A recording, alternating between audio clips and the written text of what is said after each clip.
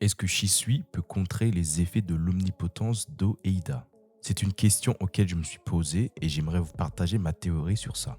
Mais d'abord, on va voir ce que chacun des pouvoirs fait et si il est possible que le Koto Amatsukami puisse contrer celui d'Eida. Le Koto Amatsukami est considéré comme l'une des techniques de Genjutsu les plus puissantes du monde ninja. Grâce à son Mangekyou Sharingan, Shisui peut pénétrer l'esprit de quelqu'un et manipuler leurs pensées de manière subtile et invisible. La personne affectée ne réalise même pas qu'elle a été contrôlée et croit que ses pensées et ses actions sont les siennes. Ça ressemble énormément au pouvoir d'Eida. Ce genjutsu est si puissant qu'il peut contrôler des groupes entiers et changer des décisions importantes sans éveiller de soupçons. Cependant, la portée de ces techniques est plutôt petite. Contrairement à Ida, Shisui ne pourra pas utiliser son Koto Amatsukami de manière universelle. Il ne pourra qu'influencer une ou plusieurs personnes à la fois selon le ciblage. Mais ces techniques posent une limite. Bien qu'extrêmement puissante, Shisui ne peut utiliser ces techniques qu'une fois tous les 10 ans par Mangekyou Sharingan à moins d'avoir un rechargement rapide. Et en parlant de rechargement rapide, on peut imaginer que Shisui, d'une certaine manière, a réussi à s'injecter les cellules d'eau Hashirama ou bien a réussi à utiliser le chakra de Rikudo, ce qui pourrait changer la recharge, passant de 10 ans à peut-être 5 minutes, voire à 1 seconde ou 2 secondes.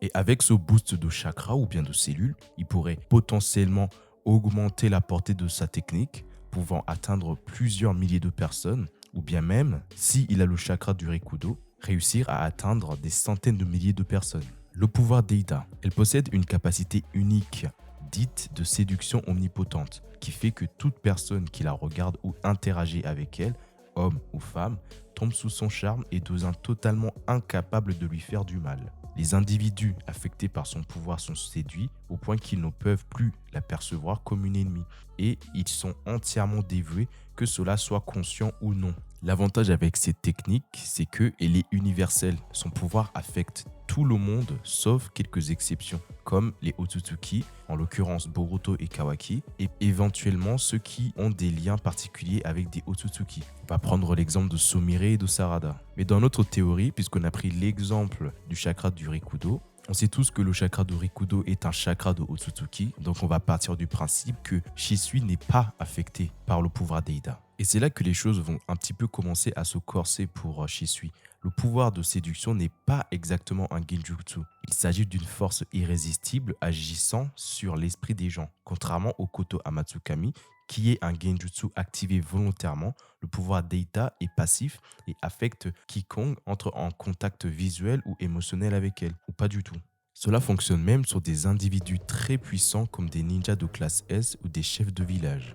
Et du côté de Shisui, son Koto Amatsukami peut manipuler l'esprit d'une personne à un niveau profond. Il pourrait théoriquement altérer la perception qu'une personne a d'Eida, même si elle est sous l'influence de son pouvoir. Si quelqu'un sous l'effet d'Eida reçoit le Koto Amatsukami, il pourrait être forcé de croire qu'Eida n'est pas attirante et que son pouvoir ne fonctionne pas, ce qui pourrait alors neutraliser les effets de la séduction. Mais malheureusement, le pouvoir de Shisui pose problème.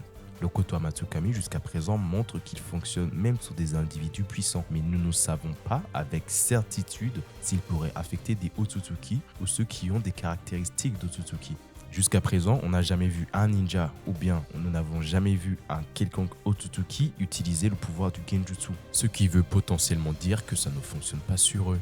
En conclusion, est-ce que le Koto Amatsukami peut contrer le pouvoir d'Eida? Alors oui, mais étant donné que Shisui n'est pas un Otsutsuki, n'a ni les cellules de Hashirama, il pourrait théoriquement contrer le pouvoir d'Eida, mais étant donné qu'il ne possède pas des caractéristiques d'Otsutsuki, son pouvoir se retrouve limité et ne pourrait potentiellement contrer les pouvoirs d'Eida que durant une période de 10 ans. Mais étant donné que c'est un simple humain, il serait lui-même affecté par le pouvoir d'Eida. Donc sur ce coup, Eida gagne. En résumé, bien que cela reste hypothétique, le Koto Amatsukami pourrait théoriquement contrer l'influence d'Eida. Mais cela dépendrait du contexte et des personnes impliquées dans la situation. Sur ce, je vous salue.